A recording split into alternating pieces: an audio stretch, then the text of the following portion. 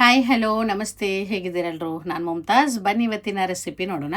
ಇವತ್ತಿನ recipe fried chicken biryani recipe. ತುಂಬ ಚೆನ್ನಾಗಿರುತ್ತೆ, ತುಂಬಾ ಟೇಸ್ಟಿ ಆದಂಥ ಒಂದು ಬಿರಿಯಾನಿ ಇದು. ನಾರ್ಮಲಾಗಿ ನಾವು ಬಿರಿಯಾನಿ ಎಲ್ಲ ಮಾಡೋ ಥರಲ್ಲ, ಇದು ನಾವು ಚಿಕನ್ ಫ್ರೈ ಮಾಡಿ ಅದರಲ್ಲಿ ನಾವು ಬಿರಿಯಾನಿ ಮಾಡ್ತಾ ಇರೋದು. ತುಂಬ ಚೆನ್ನಾಗಿರುತ್ತೆ, ನಿಮಗೆ ನೋಡುವಾಗಲೇ ಗೊತ್ತಾಗ್ಬೋದು. ನೀವೆಲ್ಲರೂ ಮಾಡಿ ನೋಡಿ, ಖಂಡಿತವಾಗಿ ನಿಮ್ಗೆಲ್ರಿಗೂ ಇಷ್ಟ ಆಗ್ಬೋದು. ಬನ್ನಿ ನೋಡೋಣ ಯಾವ ರೀತಿ ಮಾಡೋದಂತ. ನೋಡಿ, ಫಸ್ಟ್ ನಾನು ಇಲ್ಲದಕ್ಕೆ ಚಿಕನ್ ತೊಗೊಂಡಿದ್ದೇನೆ. ಇದರಲ್ಲಿ 1 kg 100 ಗ್ರಾಮ್ ಚಿಕನ್ ಉಂಟು. ನಾರ್ಮಲ್ ನಾವು ಬಿರಿಯಾನಿಗೆಲ್ಲ ಕಟ್ ಮಾಡೋ ಥರ ಸ್ವಲ್ಪ ದೊಡ್ಡ ಪೀಸಸ್ ಆಗಿ ಕಟ್ ಮಾಡಿಕೊಂಡು ಕ್ಲೀನ್ ಮಾಡಿಕೊಂಡು ತಗೊಳ್ಳಿ. ಆಮೇಲೆ ಇದಕ್ಕೆ ಮಸಾಲ ಪೌಡ್ರೆಲ್ಲ ಹಾಕಬೇಕು. ನೋಡಿ, ಫಸ್ಟ್ ನಾನಿಲ್ಲಿ 3/4 ಟೀ ಸ್ಪೂನಷ್ಟು ಅರಿಶಿನ ಪುಡಿ ಹಾಕ್ತಾಯಿದ್ದೀನಿ. ಆಮೇಲೆ 1.5 to 1/4 ಟೇಬಲ್ ಸ್ಪೂನಷ್ಟು ಕಾಶ್ಮೀರಿ ಚಿಲ್ಲಿ ಪೌಡ್ರ್ ಹಾಕಬೇಕು. 3/4 ಟೀ ಸ್ಪೂನಷ್ಟು ಗರಂ ಮಸಾಲ, ಆಮೇಲೆ ಕಾರ್ನ್ಫ್ಲೋರ್, ಅದು 1.5 to 2 ಟೇಬಲ್ ಸ್ಪೂನಷ್ಟು ಕಾರ್ನ್ಫ್ಲೋರ್ ಹಾಕ್ಬೋದು.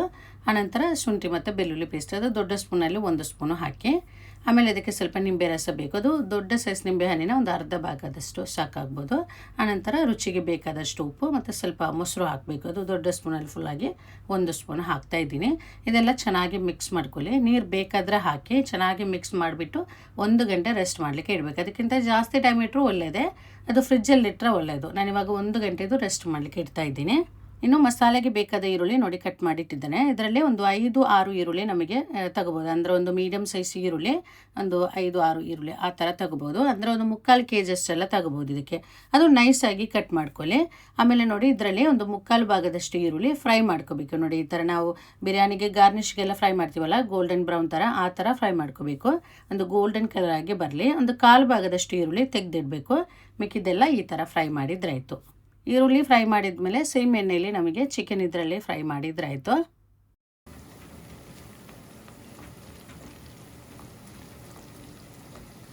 ನೋಡಿ, ಈರುಳ್ಳಿ ಗೋಲ್ಡನ್ ಕಲರ್ ಆಗಿ ಬಂದಿದೆ. ಈ ಥರ ಫ್ರೈ ಆಗಿ ಬರುವಾಗ ತೆಗೆದ್ರಾಯಿತು. ಮತ್ತೆ ಜಾಸ್ತಿ ಹೊತ್ತು ಎಣ್ಣೆಯಲ್ಲಿ ಬಿಡೋದು ಬೇಡ, ಅಂದರೆ ಕಪ್ಪಾಗುತ್ತೆ ಬೇಗನೆ. ಈ ರೀತಿ ಕಲರ್ ಚೇಂಜ್ ಆಗಿ ಬರುವಾಗ ತೆಗೆದ್ರಾಯ್ತು. ಇದೇ ಥರ ಎಲ್ಲ ಈರುಳ್ಳಿನೂ ಇದೇ ರೀತಿ ಫ್ರೈ ಮಾಡ್ಕೊಳ್ಳಿ. ಆಮೇಲೆ ನೋಡಿ, 1 ಗಂಟೆ ಸೇಮ್ ಎಣ್ಣೆಯಲ್ಲಿ ನಾವು 1 ಗಂಟೆ ಮ್ಯಾರಿನೇಟ್ ಮಾಡಿಟ್ಟಿದ್ದ ಚಿಕನ್ ಉಂಟಲ್ಲ, ಅದನ್ನು ಫ್ರೈ ಮಾಡ್ಕೋಬೇಕು. ಚಿಕನ್ ಫ್ರೈ ಮಾಡುವಾಗ ಹೈ ಫ್ಲೇಮಲ್ಲಿ ಇಟ್ಕೊಳ್ಳಿ.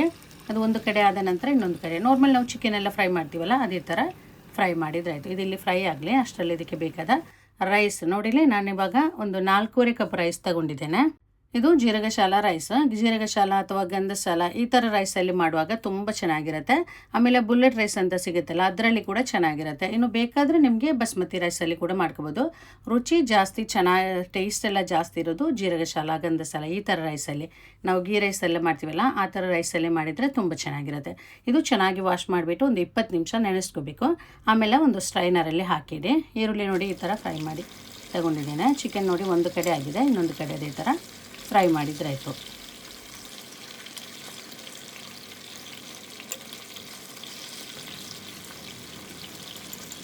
ನೋಡಿ, ಇಲ್ಲೇ ಚಿಕನ್ ಫ್ರೈ ಆಗಿದೆ, ಇದನ್ನು ತೆಗೆಯುವ. ಇನ್ನು ಎಲ್ಲ ಚಿಕನ್ ಪೀಸಸ್ಸು ಇದೇ ಥರ ಫ್ರೈ ಮಾಡಿದ್ರಾಯಿತು. ಆಮೇಲೆ ಸೇಮ್ ಎಣ್ಣೆಯಲ್ಲಿ ನಾವು ಮಸಾಲ ಇದೇ ಪಾತ್ರದಲ್ಲಿ ಮಸಾಲ ಮಾಡಿದ್ರಾಯಿತು. ನೋಡಿ, ಚಿಕನ್ ಪೀಸಸ್ ಎಲ್ಲ ಈ ಥರ ಫ್ರೈ ಮಾಡಿ ತಗೊಂಡಿದ್ದೇನೆ. ಇದೊಂದು ಸೈಡಲ್ಲಿ ಇಟ್ಕೊಳ್ಳಿ. ಇದರಲ್ಲಿ ನಾವು ಎಣ್ಣೆ ಜಾಸ್ತಿ ಇದ್ದರೆ ತಗೋಬೇಕು. ಇದರಲ್ಲಿ ಸ್ವಲ್ಪ ಜಾಸ್ತಿ ಇತ್ತು ಎಣ್ಣೆ, ಅದು ತಗೊಂಡಿದ್ದೇನೆ, ತೆಗೆದಿಟ್ಟಿದ್ದೇನೆ. ಸ್ವಲ್ಪ ಎಣ್ಣೆ ನಮಗೆ ಮಸಾಲೆಗೆ ಎಷ್ಟು ಬೇಕಾಗುತ್ತೆ ಗೊತ್ತಲ್ಲ, ಅದು ಅದರಲ್ಲಿ ಬಿಟ್ಟು ಅದಕ್ಕೆ ನಾವು ಫಸ್ಟ್ ಒಂದು 1/4 ಭಾಗದಷ್ಟು ಈರುಳ್ಳಿ ತೆಗೆದಿಟ್ಟಿದ್ವಲ್ಲ, ಅದನ್ನು ಇದರಲ್ಲಿ ಹಾಕಿ ಚೆನ್ನಾಗಿ ಫ್ರೈ ಆಗಿ ಬರಬೇಕು. ಈರುಳ್ಳಿ ಇದು ಚೆನ್ನಾಗಿ ಫ್ರೈ ಆಗಬೇಕು. ಆನಂತರ ನಾವು ಇದಕ್ಕೆ ಶುಂಠಿ ಮತ್ತು ಬೆಳ್ಳುಳ್ಳಿ ಪೇಸ್ಟ್ ಹಾಕಿದ್ರಾಯಿತು. ನೋಡಿ, ನಾವು ಚಿಕನ್ ಫ್ರೈ ಮಾಡಿದ ಮೇಲೆ ಎಣ್ಣೆಯಲ್ಲಿ ಏನಾದರೂ ಮಸಾಲೆ ಎಲ್ಲ ಕಪ್ಪಾಗಿದ್ದರೆ ಅದು ತೆಗೆದು ಈರುಳ್ಳಿ ಹಾಕಿದ್ರಾಯಿತು. ನೋಡಿ, ಈರುಳ್ಳಿ ಚೆನ್ನಾಗಿ ಫ್ರೈ ಆಗಿ ಬಂದಿದೆ. ಇವಾಗ ಇದಕ್ಕೆ 2 ಟೇಬಲ್ ಸ್ಪೂನಷ್ಟು ಶುಂಠಿ ಮತ್ತು ಬೆಳ್ಳುಳ್ಳಿ ಪೇಸ್ಟ್ ಹಾಕಬೇಕು. ದೊಡ್ಡ ಸ್ಪೂನಲ್ಲಿ 2 ಸ್ಪೂನು. ಇದು ಕೂಡ ಹಾಗೆಯೇ ಚೆನ್ನಾಗಿ ಫ್ರೈ ಆಗಬೇಕು. ಅದರ ಹಸಿ ವಾಸನೆ ಎಲ್ಲ ಹೋದ ನಂತರ ನಾವು ಇದಕ್ಕೆ ಗ್ರೀನ್ ಚಿಲ್ಲಿ ಹಾಕಿದ್ರಾಯಿತು. ಒಂದು 7-8 ಗ್ರೀನ್ ಚಿಲ್ಲಿ ಹಾಕಿದ್ರಾಯಿತು. ನಾವು ಖಾರಕ್ಕೆ ಎಷ್ಟು ಬೇಕು ಅದಕ್ಕೆ ಬೇಕಾದಷ್ಟು. ಸ್ವಲ್ಪ ಚಿಲ್ಲಿ ಪೌಡ್ರ್ ಅದೆಲ್ಲ ಹಾಕ್ತೀವಿ, ಅದು ನೋಡಿಕೊಂಡು ಬೇಕಾದಷ್ಟು ಗ್ರೀನ್ ಚಿಲ್ಲಿ ಹಾಕಿ. ಆಮೇಲೆ ನೋಡಿ, ಒಂದು ಮೀಡಿಯಮ್ ಸೈಜ್ ಟೊಮೆಟೊ, ಒಂದು 3 ಟೊಮೆಟೊ ತಗೊಂಡಿದ್ದೇನೆ, ಚಿಕ್ಕದಾಗಿ ಕಟ್ ಮಾಡ್ಕೊಳ್ಳಿ. ಅದು ಹಾಕಿ ಸ್ವಲ್ಪ ಹೊತ್ತು ಮುಚ್ಚಲು ಹಾಕಿಬಿಟ್ರೆ ಟೊಮೆಟೊ ಬೇಗನೆ ಸಾಫ್ಟಾಗಿ ಸಿಗುತ್ತೆ. ಟೊಮೆಟೊ ಎಲ್ಲ ಚೆನ್ನಾಗಿ ಸಾಫ್ಟಾಗಿ ಬಂದ ನಂತರ ನಾವು ಇದಕ್ಕೆ ಮಸಾಲ ಪೌಡ್ರೆಲ್ಲ ಹಾಕಬೇಕು. ನೋಡಿ, ಟೊಮೆಟೊ ಎಲ್ಲ ಸಾಫ್ಟಾಗಿ ಬಂದಿದೆ. ಇನ್ನು ಇದಕ್ಕೆ ನಾವು ಮಸಾಲ ಪೌಡ್ರ್ ಹಾಕುವ. ಒಂದು ಅರ್ಧ ಟೀ ಸ್ಪೂನಷ್ಟು ಅರಿಶಿನ ಪುಡಿ ಹಾಕಬೇಕು. ಆಮೇಲೆ 3/4 teaspoon garam masala, 1 teaspoon pepper powder, ಕರಿಮೆಣಸಿನ ಪುಡಿ, 1 ಟೀ ಸ್ಪೂನು ಬಿರಿಯಾನಿ ಮಸಾಲ. ಬಿರಿಯಾನಿ ಮಸಾಲ ಇಲ್ಲ ಅಂದರೆ ಗರಂ ಮಸಾಲ ಸ್ವಲ್ಪ ಜಾಸ್ತಿ ಹಾಕಿದಾಯಿತು.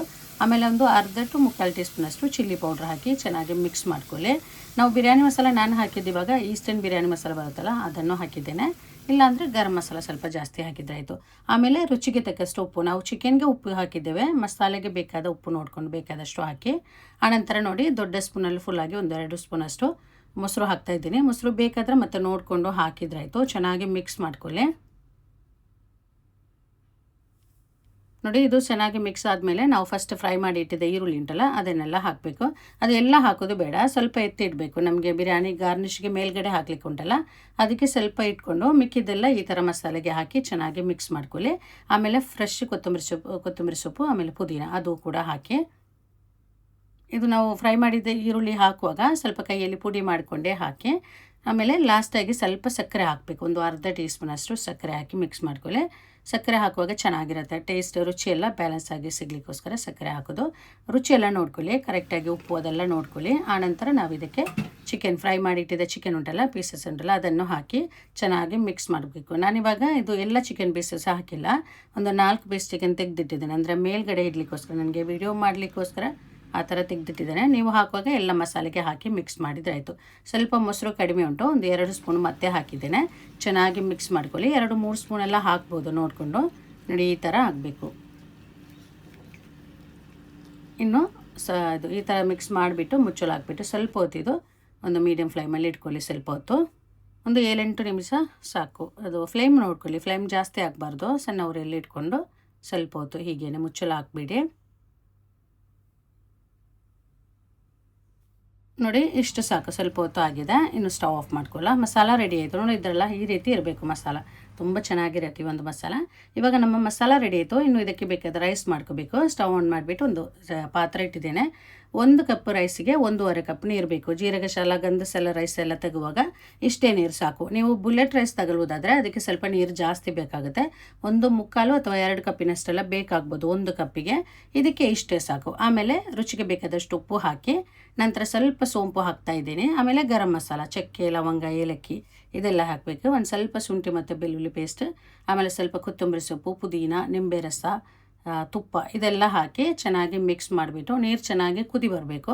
ಕುದಿ ಬಂದ ನಂತರ ನಾವು ಇದಕ್ಕೆ ರೈಸ್ ಹಾಕಿದ್ರಾಯಿತು. ಅಕ್ಕಿ ನಾವು 20 ನಿಮಿಷ ನೆನೆಸಿಟ್ಟಿದ್ದೇವಲ್ಲ, ಆ ನಂತರ 20 ನಿಮಿಷದ ನಂತರ ಒಂದು ಸ್ಟ್ರೈನರ್ಗೆ ಹಾಕಿಬಿಡಿ. ನೀರು ಇರಬಾರ್ದು. ನಾವು ಇದಕ್ಕೆ ರೈಸ್ ಹಾಕುವಾಗ ರೈಸಲ್ಲಿ ಅಕ್ಕಿಯಲ್ಲಿ ನೀರು ಇರಬಾರ್ದು. ನೀರಿಲ್ಲದೇ ಹಾಕಿ ಇದು ಚೆನ್ನಾಗಿ ಮಿಕ್ಸ್ ಮಾಡ್ಕೊಳ್ಳಿ. ಮಿಕ್ಸ್ ಮಾಡಿಬಿಟ್ಟು ಉಪ್ಪು ನೋಡ್ಕೊಳ್ಳಿ. ಈ ಟೈಮಲ್ಲಿ ಉಪ್ಪು ನೋಡುವಾಗ ಉಪ್ಪು ಸ್ವಲ್ಪ ಜಾಸ್ತಿ ಇರಬೇಕು. ನೀರಲ್ಲಿ ರುಚಿ ನೋಡುವಾಗ ಉಪ್ಪು ಸ್ವಲ್ಪ ಮುಂದಕ್ಕೆ ನಿಲ್ಲಬೇಕು, ಆವಾಗ ಕರೆಕ್ಟಾಗಿ ಬರುತ್ತೆ. ಹೈ ಫ್ಲೇಮಲ್ಲಿ ಇಟ್ಕೊಳ್ಳಿ, ನೀರು ಬತ್ತಿ ಬರಬೇಕು. ಮಧ್ಯದಲ್ಲಿ ಒಂದು ಸಲ ನೋಡಿ ಈ ಥರ ಚೆನ್ನಾಗಿ ಮಿಕ್ಸ್ ಮಾಡಿಬಿಟ್ಟು ಮತ್ತೆ ಇದು ಮುಚ್ಚಲು ಹಾಕಬೇಕು. ಹೈ ಫ್ಲೇಮಲ್ಲೇ ಇಟ್ಕೋಬೇಕು. ಈ ಟೈಮಲ್ಲಿ ಬೇಗನೆ ಆಗುತ್ತೆ, ಜಾಸ್ತಿ ಟೈಮ್ ಏನು ಬೇಕಾಗಿಲ್ಲ. ಇನ್ನು ಸ್ವಲ್ಪ ನೀರು ಬತ್ತಿ ಬರಬೇಕು. ಮುಚ್ಚಲು ಹಾಕ್ಬಿಡಿ. ಹೈ ಫ್ಲೇಮಲ್ಲೇ ಉಂಟು ಈ ಟೈಮಲ್ಲೇ. ನೋಡಿ, ನೀರು ನೋಡಿ ಈ ಥರ ಬತ್ತಿ ಬರುವಾಗ ಒಂದು ಸಲ ಚೆನ್ನಾಗಿ ಮಿಕ್ಸ್ ಮಾಡಿಬಿಟ್ಟು ಇನ್ನೂ ಲೋ ಫ್ಲೇಮಲ್ಲಿ ಇಟ್ಕೋಬೇಕು. ಈ ಥರ ರೈಸ್ ಎಲ್ಲ ನೋಡಿ ಈ ರೀತಿ ಚೆನ್ನಾಗಿ ಲೆವೆಲ್ ಮಾಡಿಕೊಡಿ. ಲೆವೆಲ್ ಮಾಡಿಬಿಟ್ಟು ಮುಚ್ಚಲು ಹಾಕ್ಬಿಟ್ಟು ಸಣ್ಣ ಉರಿಯಲ್ಲಿ ಒಂದು 7-8 ನಿಮಿಷ ಈ ಥರ ಎಲ್ಲ ಬೇಕಾಗ್ಬೋದು. ಜಾಸ್ತಿ ಕುಕ್ ಆಗಬಾರ್ದು, ಒಂದು 90% ಎಲ್ಲ ಕುಕ್ ಆದರೆ ಸಾಕು. ನೋಡಿ, ಈ ಥರ ಸ್ವಲ್ಪ ಒಂದು 7 ಅಥವಾ 8 ನಿಮಿಷ ಎಲ್ಲ ಬೇಕಾಗ್ಬೋದು. ನೋಡಿ, ಇವಾಗ ರೈಸ್ ಎಲ್ಲ ಆಗಿ ಬಂದಿದೆ.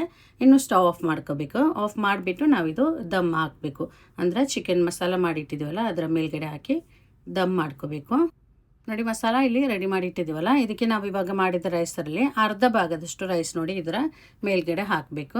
ಆನಂತರ ಇದಕ್ಕೆ ಸ್ವಲ್ಪ ನಾವು ತೆಗೆದಿಟ್ಟ ಫ್ರೈ ಮಾಡಿಟ್ಟಿದ್ದ ಈರುಳ್ಳಿ ಮತ್ತು ಸ್ವಲ್ಪ ಕೊತ್ತಂಬರಿ ಸೊಪ್ಪು, ಪುದೀನ ಅದು ನೋಡಿ ಈ ಥರ ಹಾಕಿ, ಮತ್ತು ಆಮೇಲೆ ಇನ್ನು ಮೇಲ್ಗಡೆ ಮಿಕ್ಕಿದ ರೈಸ್ ಉಂಟಲ್ಲ ಅದನ್ನೆಲ್ಲ ಹಾಕಿ ಮತ್ತೆ ಅದೇ ಥರ ಕೊತ್ತಂಬರಿ ಸೊಪ್ಪು, ಪುದೀನ, ಈರುಳ್ಳಿ ಮತ್ತು ಗೋಡಂಬಿ ದ್ರಾಕ್ಷಿ ಎಲ್ಲ ಹಾಕೋದಾದರೆ ಅದು ಕೂಡ ಹಾಕ್ಬೋದು.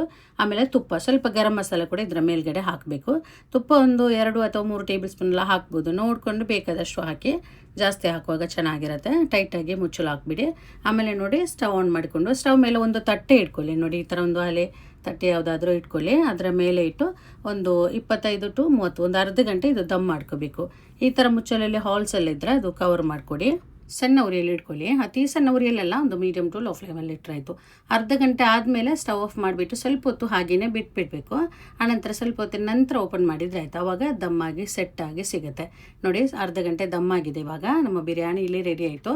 ಅವಾಗ ಇದು ಓಪನ್ ಮಾಡುವಾಗ ಒಂದು ಬಿರಿಯಾನಿ ಪರಿಮಳ ಉಂಟಲ್ಲ, ತುಂಬ ಚೆನ್ನಾಗಿರುತ್ತೆ. ನೋಡಿ, ಇವಾಗ ಎಷ್ಟು ಚೆನ್ನಾಗಿದೆ ಅಂತ ನಮ್ಮ ಬಿರಿಯಾನಿ. ಇನ್ನು ಇದರ ಮೇಲ್ಗಡೆ ರೈಸ್ ಉಂಟಲ್ಲ, ಈ ರೈಸ್ ಎಲ್ಲ ತೆಗಿಬೇಕು. ತೆಗೆದು ರೈಸ್ ಚೆನ್ನಾಗಿ ಮಿಕ್ಸ್ ಮಾಡಬೇಕು.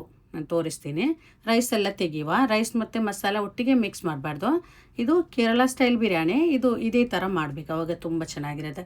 ಇದರ ಮೇಲ್ಗಡೆ ರೈಸ್ ಎಲ್ಲ ತೆಗಿಬೇಕು. ತೆಗೆದು ಚೆನ್ನಾಗಿ ಮಿಕ್ಸ್ ಮಾಡಬೇಕು. ರೈಸ್ ಕಾಣುತ್ತಲ್ಲ ಯಾವ ಥರ ಉಂಟಂತ. ಜಾಸ್ತಿ ರೈಸ್ ಕುಕ್ಕಾಗಿ ಮುದ್ದೆ ಥರ ಆ ಥರ ಎಲ್ಲ ಆದರೆ ಚೆನ್ನಾಗಿರಲ್ಲ. ಒಂದೊಂದು ರೈಸೂ ಬೇರೆ ಬೇರೆ ನಿಲ್ಲಬೇಕು, ಆ ರೀತಿ ಇರಬೇಕು.